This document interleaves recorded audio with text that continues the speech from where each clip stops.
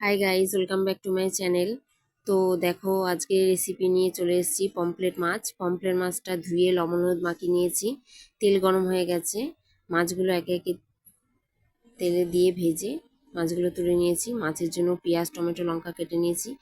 রোজ তো পোস্ত দিয়ে শস্য পোস্ত দিয়ে খাওয়া হয় মাঝে সাঝে, তো এইভাবে তো খাওয়া হয়নি কোনো দিন। তো খেয়ে দেখবে বন্ধুরা, খুব ভালো লাগবে।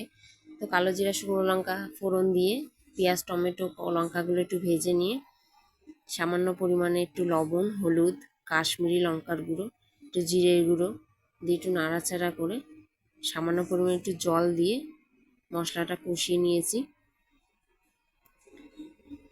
তো দেখো, মশলাটা কষানো হয়ে গেছে। জল গরম করে রেখেছিলাম, তো গরম জলটা দিয়ে 10 মিনিট ঝোলটা ফুটিয়ে নিয়ে মাছগুলো একে একে দিয়ে দিলাম। মাছগুলো একে একে দিয়ে 10 মিনিট ফুটিয়ে নামিয়ে নিলাম। আজকের মতন রেডি পমফ্রেট মাছের ঝাল।